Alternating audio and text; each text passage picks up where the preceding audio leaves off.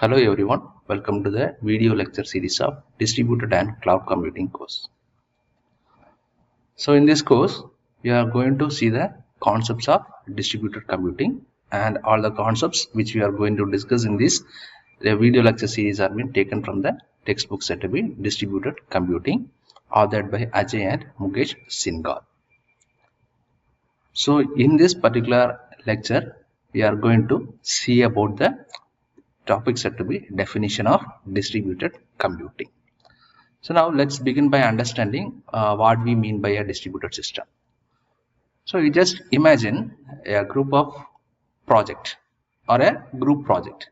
So in this project, each person will be working independently on a specific task, that is researching, writing or designing, and they will be combining their efforts to deliver a complete solution.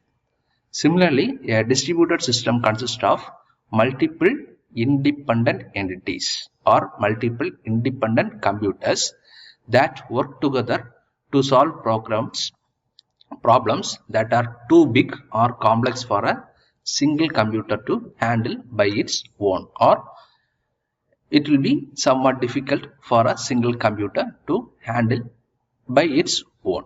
Okay, and here so we shall see the characteristics.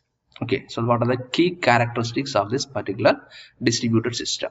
So among them, the most important or the first key characteristics is your multiple independent computers. So here each computer in the system can function independently. For example, if you take an online shopping, you might have one server managing inventory, another processing payments, and yet another handling the customer data. Okay, so each systems, so individually 3 or 4 servers will be managing those work. Okay, so each will be having its own role, and but together they will be creating a seamless shopping experience. And the second key characteristics is your communication and task sharing. So here the computers will be communicating constantly, and they will be sharing the data and will be distributing the task efficiently. So this collaboration of computers is the backbone of distributed systems. The natural examples of distributed system.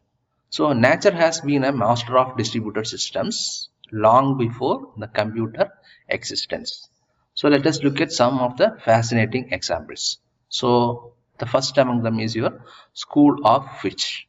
A picture a school of fish moving together, right? So you just imagine that group of fishes are moving together. Okay, so they are not taking orders from any leader, but they will be following simple rules to stay aligned or together and will be protecting themselves. If a predator attacks, their synchronized movement will be helping them to get away from the danger. Okay, so this mirrors how distributed system maintains coordination to handle tasks effectively. And the second example is your flock of bats. Okay, a group of bats flying from one place to another. Okay, so here each bird will be adjusting its position based upon its neighbor. Okay, so based on the position relative to its neighbor, they will be adjusting their positions. Okay, so this decentralized approach improves energy efficiency and adaptability. Okay, and also the principles we also use in designing the distributed systems. And the third one is your ecosystem of microsystems. Okay, so if you take a composite pit or a composite pile, microorganisms will be breaking down the organic matter. Each type of microbe performs a specific role, working independently. Okay, but they will be contributing to do the same goal, or to do the same work. Okay, creating nutrient rich soil. That is the main work of them. Okay, similarly in distributed system, specialized nodes perform specific tasks to achieve a common objective. Okay, and the key takeaway from this particular examples are, from nature we can learn that independence and cooperation can exist to create effective systems, just like computers in a distributed network. Now let's see a real life example of distributed system, right? So nowadays in our daily life we have a real life example, that is nothing but your Google search. Okay, so everyone would have used this, right?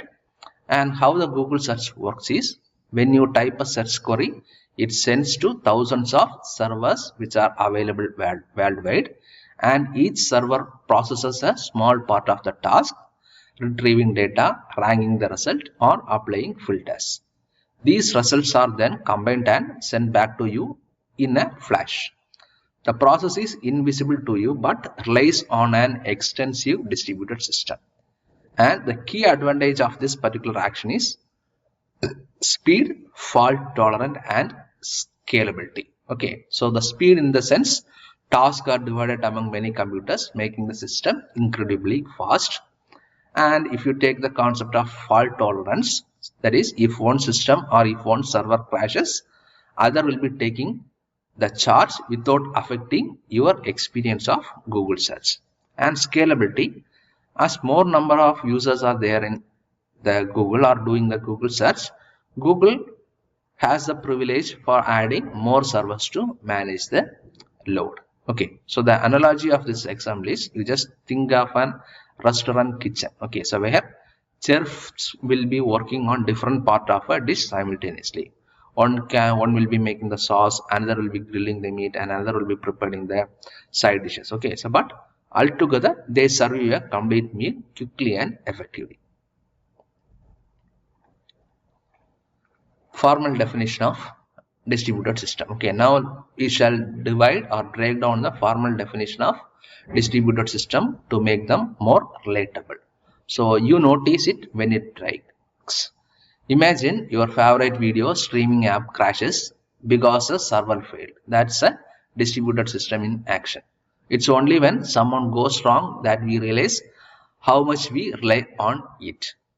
The second case, it is independent computers work together. So each computer in the system has its own operating system and memory. They communicate by exchanging messages, like how we send mails or WhatsApp message to collaborate. Third, appears as a single system to users. Here, when you stream a movie on Netflix, it feels seamless, but behind the scene, multiple servers manage tasks like storing the video, adjusting streaming quality, and recommending you to next shows. And here we will be having different levels of systems.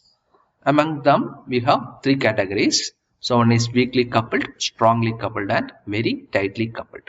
So weakly coupled means the computers connected over the internet, like cloud storage services. Or you can take the computers which are connected worldwide in the internet. Then strongly coupled computers, so office networks where computers shares printers and files. So local area network where you will be having many different devices connected. And very tightly coupled computers, that is a single machine with a multiprocessor, right? So supercomputers with multiple processor working together to solve the complex program or complex problems. So next we shall see the key features of distributed system. Okay, so your distributed systems have unique features that make them both powerful and complex. The first key feature is no common physical clock. So each computer has its own clock, so they can't perfectly synchronize. Distributed systems are designed to handle this asynchrony efficiently. The second feature is no shared memory. So unlike traditional systems where components share a common memory, distributed systems rely on message passing. For example, when you are booking a flight, the payment system communicates with the reservation system to confirm your ticket, but they do not share the same database. The third key feature is the geographical separation. So computers in a distributed system can be located anywhere from the same room to different continents. So Amazon's global servers and a college local computer lab are both examples of distributed system. The fourth key feature is autonomy and heterogeneity. Each computer operates independently and can vary in hardware and software. For instance, an online shopping site might use Linux servers for payment and Windows servers for inventory. So here operating systems may vary, and based upon the systems which are being available, their speed will also get varied. And an important question, why are distributed system important? So why do we use distributed system? Okay, so let's explore the key benefits with the real world examples. So one of the reason is scalability. Okay, so as business grows, they need systems that can scale effortlessly. So Facebook, for instance, adds servers to manage the increasing number of users and their data. The second reason is fault tolerance. So distributed systems can handle failures gracefully. Even if one Google server gets down, the search engine remains operational because other servers fill the gap of that particular failure. The third reason is cost efficient. So instead of relying on a single expensive supercomputer, distributed systems use many inexpensive machines. So this approach is both economical and practical. And the fourth reason is speed. By dividing tasks among multiple computers, distributed systems complete complex process faster. For example, you take the weather forecasting. So the weather forecasting uses distributed systems to analyze large data set in a fraction of time it would take a single computer. Okay, so the example analogy is, think of a factory assembly line where each worker focuses on a specific task. By working simultaneously, they produce more items in less time than a single worker could achieve. And finally, as a summary, so we shall see a distributed system is a group of independent computers which will be working together to solve a big problem. And these computers or the group of computers will be communicating by sending messages, since they do not have a shared memory. So distributed systems exist in the nature. We have seen an example such as the bat and fish and microorganisms, and are now common in technology, right? So in the technologically also we are seeing it day to day, right? So example is your Google search as well as your Netflix platform, and they are powerful because they are scalable, fault tolerant, and fast. Okay, so scalability, that is you can add a number of servers whenever needed.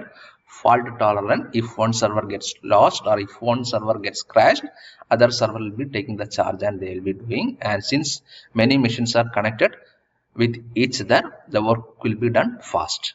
And understanding distributed system is essential for modern engineering, as they are powering the internet, cloud computing, search engines, and much more, which are being currently existing in our real world. So I hope you have understood. Thank you.